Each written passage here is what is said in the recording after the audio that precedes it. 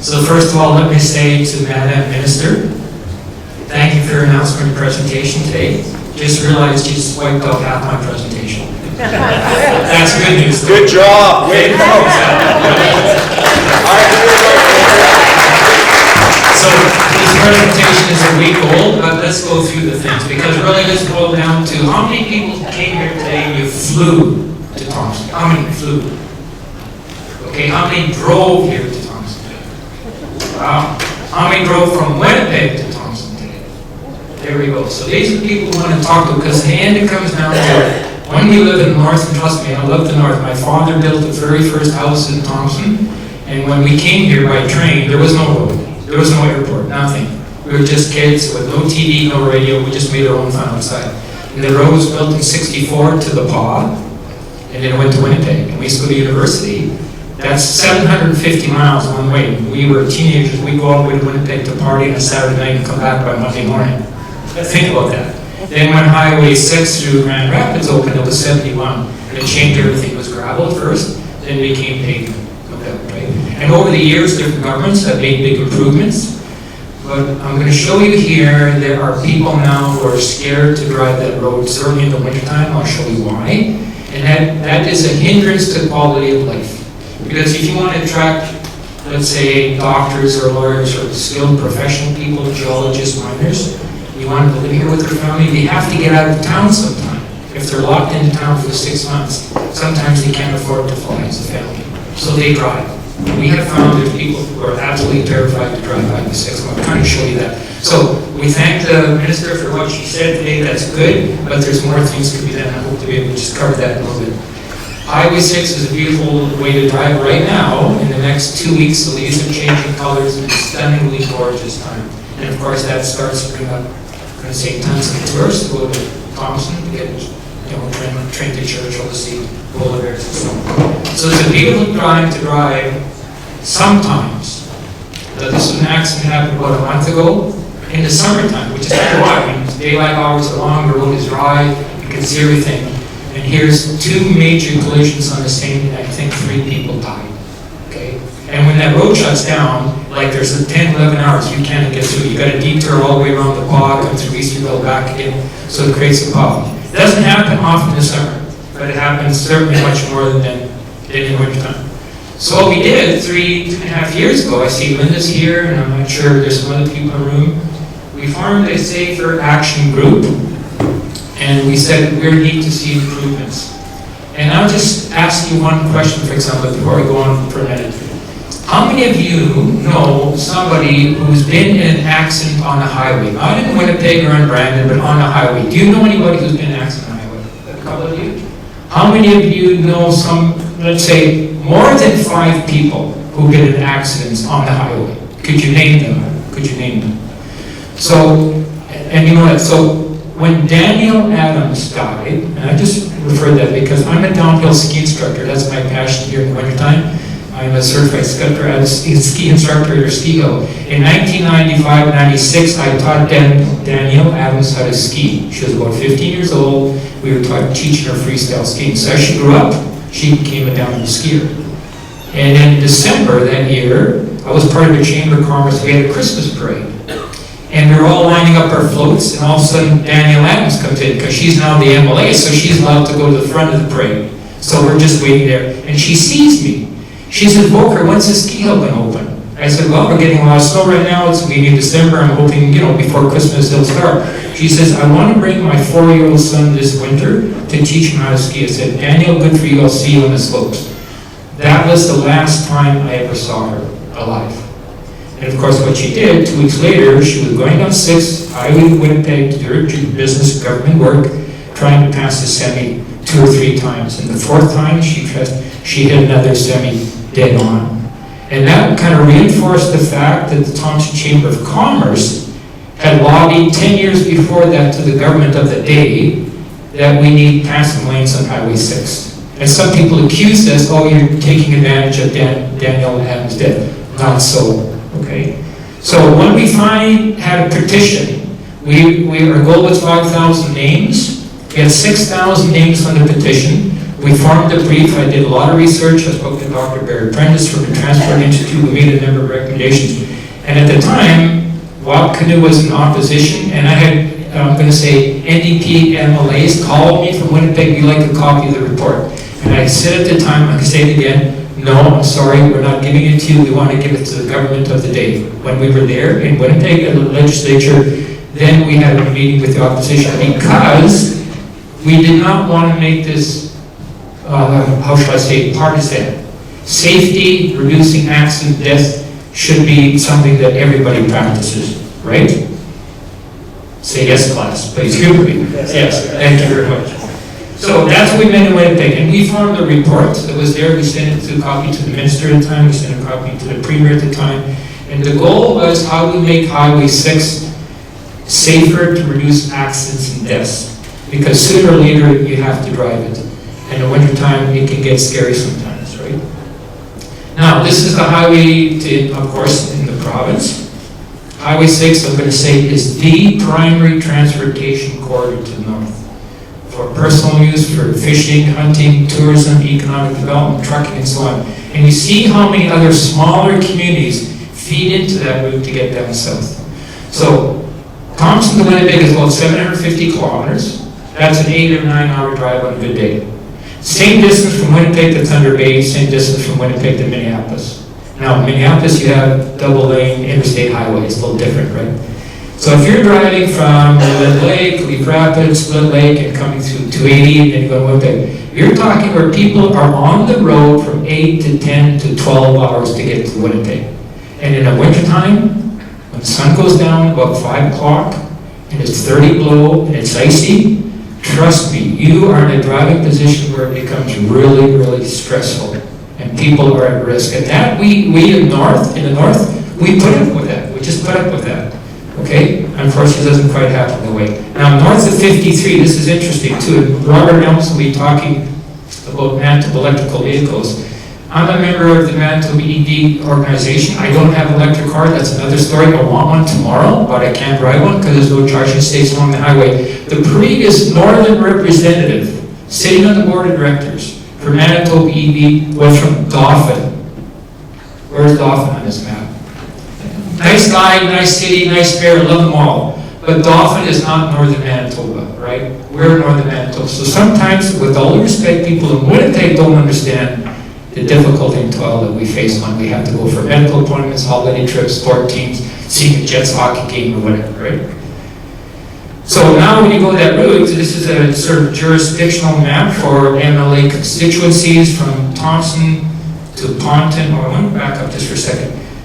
You see the little dot on Highway 6 where it says Ponton. I'm going to get back to that one in a minute, okay? Ponton is just a little pit stop, which used to be a gas station, convenience store, washroom, motel, which burned down 5 years ago, and it's still not rebuilt again. And there's reasons for that, I won't go into that at the moment, but nonetheless, that highway goes through 6 different MLA territories. So the question is, does it belong on the highway, does it separate the side on, I think it's Paw side, or does it separate on the, I'm not sure what it says there, I can't read it, on the Thompson side. So it's kind of a jurisdiction on the way, right? So the question is, whose responsibility is it to do that? And I'm sure Barry Reynolds can tell you that.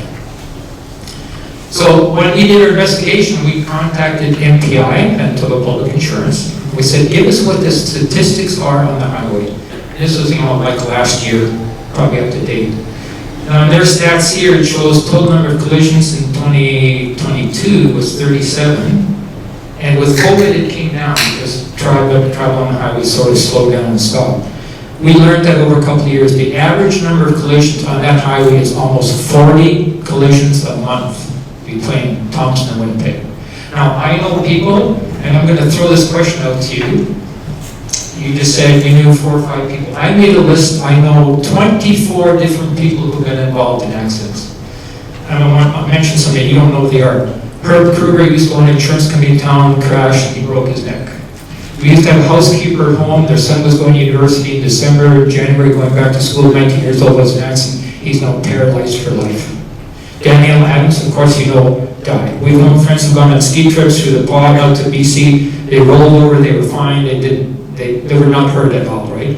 So we have incidents where we know these people had collisions, These people have accidents, these people have died, and for every one of them, I'm going to say there's at least 3 times as many close calls. I'll just give you one example. A couple of years ago, we're coming back, my wife and I were coming back from Winnipeg, getting close to Thompson Reach Pond. Now it's an hour and a half to go. And it was like snowing a little bit, so we're ready to go. It's getting twilight dark. And I see a semi coming just ahead of me, and knowing what happened when a semi comes, they're billowing snow behind.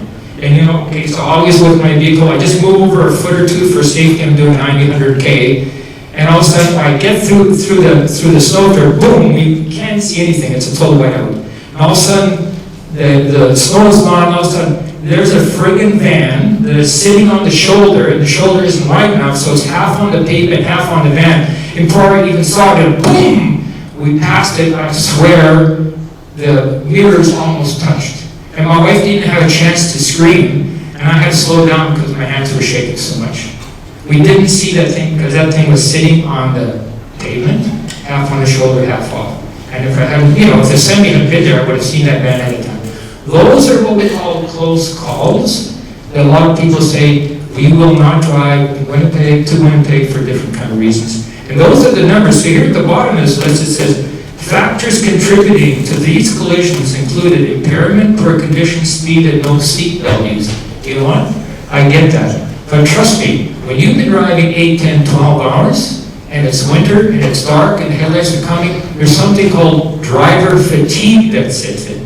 And these days, there may be distractions from your cell phone that adds to that. So all these factors kick in, creating these kind of dangerous conditions. Now, some days, when it's clear blue sky and the snow has been great, and I give Eric Rempel, he's sort of the head man here in Northern Manitoba, I call him once in a while, and he does great things as best he can with his, I'm going to say, limited resources and limited operators. He does great things. So it's a nice sunny day, and now we've learned, when we were younger, we'd just leave after work at 5 o'clock and start driving west of the driving south. A little bit older, we're more cautious to start in the morning, hope to get to Winnipeg before dark time. On a clear day, it's fine. But if you have snow 3 days ago, and you still get billowing snow coming up, right? So you still have to be careful. This is what happened February last year. My wife and I drove to Winnipeg. We were skiing, so we caught a plane to go to British Columbia to go skiing. It snowed from this time we left home at 9 in the morning till the time we got to Winnipeg. Non-stop snowing. And we counted. We've done this 3 times. Every time we see a semi, Marcia, you and I count. How many do we see, how many do we pass? And that particular day, 61 semis we counted.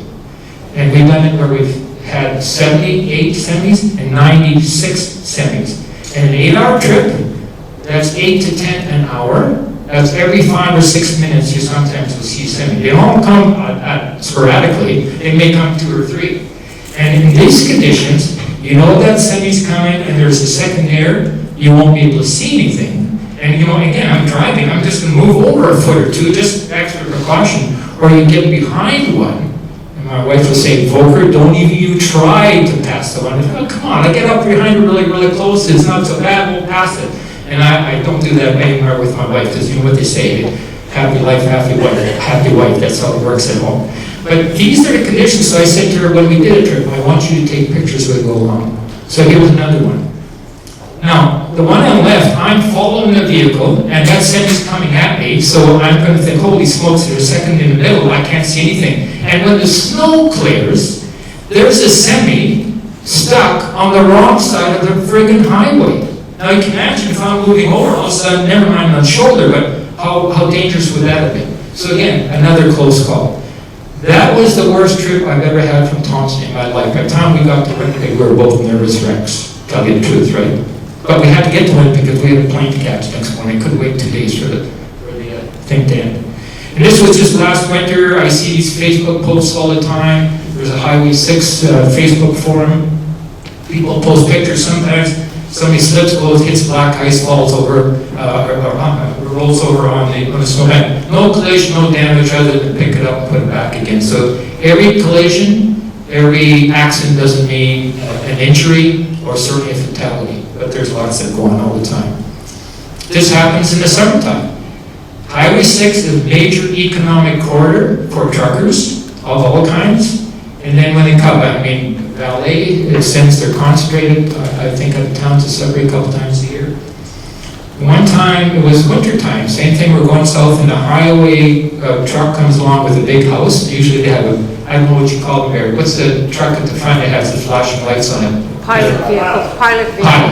One pallet in the front, one pallet in the back. So we pulled over on the shoulder, I stopped.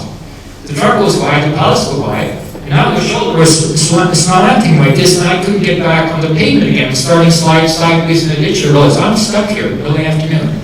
So we didn't know what to do, we're waiting there. Fortunately, about 10 minutes later, empty, low-bed semi-trailer comes by. He stopped for us, he took out chains, he hooked my vehicle up, and you know what, when the semi backs up and he has to go this way, his whole back end, his jackknife across the road, and he pulled us out. And you know, I was so thankful, I said, we really appreciate you took the time to stop. Thank goodness nobody else was coming the other way when his semi was across the road. And that's another condition. We just do that on average, normally, because we live in the north. We have to get to Winnipeg. We don't have any other kind of options for that, right?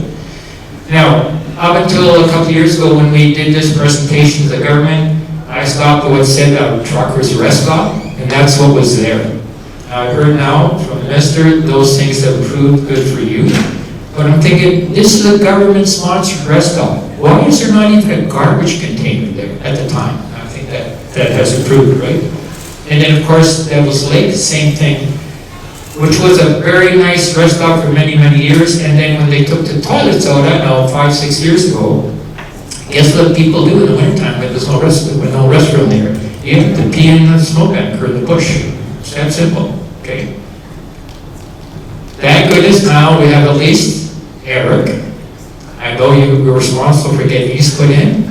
Good job. But I asked the lady yesterday here, helping up the room, I said, would you go in that toilet in January? She said, no way. I get it. All right, so maybe it's the first step in getting better services at Pont, Grand Rapids, Devil's Lake, and so it's a start, so good for you. Okay? And anyway, these are little disgusting pictures, folks, but when you stop behind an NTS building, you sit down, there's toilet paper, there's different things, because people have no choice. If an elderly person or somebody with medication, they can't even wait 2 hours. They have to do things somewhere else. This was the Ponton stop for a couple years, the Pont burned down. And last October, I remember I called Barry, I took some pictures there, I said, Barry, you won't believe how much garbage is in the ditch. It's not your fault, in your department, but who are all the slobs who throw this outside? So what Barry did, he said, well, I don't have any staff to do that, but he paid the Woboden High School, who were trying to raise money for a trip to Toronto, I believe. He paid them a couple $1,000 to go clean up garbage. And I think he told me at Ponton and the Cross Lake Junction, they picked up 256 bags of litter thrown outside in the ditch. Okay? Now, that's not the government's fault, that's our fault. Why are we not teaching what littering is and don't mess with Mother Nature, Mother Earth, or whatever? So obviously there's messages we still have to do. But unfortunately, Pond is still down, it hasn't been rebuilt. And that's a critical stop for gas, a pee break, washrooms, restaurants, or even electric charging stations when they come up. We have to figure out a way, how do we help the Cross Lake, Indian Dagger, premature cremation, get that thing running again. Now here's the rest stop in southern Manitoba. Boy, wouldn't it be nice if they were all like that up here? What do we have to do? I realize it's money, understand that, but we need to say, for those of us who travel that road, we just need to push a little bit harder. Okay? So of course, this was 2 years ago in May. We presented the minister at the time a brief. There was 5 of us from 4 different communities. We had 6,000 names in the petition. 210 comments from different people in North saying we don't travel, we're too scared, we have letters of support and so on. And in the brief, these were some of the recommendations that need to be done. There needs to be a plan. It could be 3 years, it could be 5 years to make these things happen. And here's what I learned during that investigation. Other provinces are trying to do their best as well. So this is in Northern Ontario, they have a mandate how quickly they will plow their streets or their highways. And we came across something called IRAP. IRAP stands for International Road Assessment Program. It's an international organization of over 30 countries in the world that participate in the road assessments and road evaluation and coming with plans to make the roads safer. And their goal over this decade, in the middle, to have 2 million people saved from death or injuries on better quality roads. And they do things, and they do different standards that do that. So we learn from them what they've done, and they hold seminars, they hold conferences, how you make your road safer. Here's one actually coming up in October. It's a free session, 2-part live training course, equipping you with essential tools to ensure accuracy and reliability of road safety assumptions. So these things go on all the time, and when we met with the minister, I'm sorry, but Manitoba didn't even know this organization existed. Again, Canada is a member. So we should be participating, and I get emails from them, or announcements or webinars on what to do. But here's what happens. When they follow those standards, and they're tied into United Nations, because United Nations says that they want a decade of road safety, and they want to reduce the number of accidents. Their goal is to save 2 million people from death through this decade. And I'm saying to us here, is this a worthwhile cause for us to live in the North? This is now at a personal level. Sweden has adopted their IRAP standards. Sweden now is a country that's high, the 60th parallel, it's boreal roads and boreal forest and the same type of terrain we have. They put together what's called a 2-1 lane system. And in that thing here in the bottom, they have reduced their accidents and deaths in Sweden by 50 to 70%. That's a mind-boggling number when you think how much money it costs when people die or cars crash or trucks get into that kind of situation. Okay? And Ontario now is reviewing the IRAP standards called 2+1 lane system. It's 2 lanes on one side and 1 lane on the other. And they switch. So it's not a double divided lane, it's 2 and 1, 2 and 1. And there's a road barrier in the corner, in the median.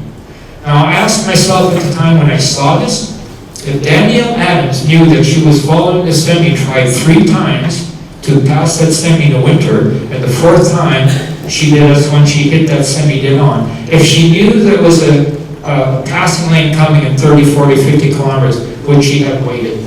And I certainly probably would have, of course, right?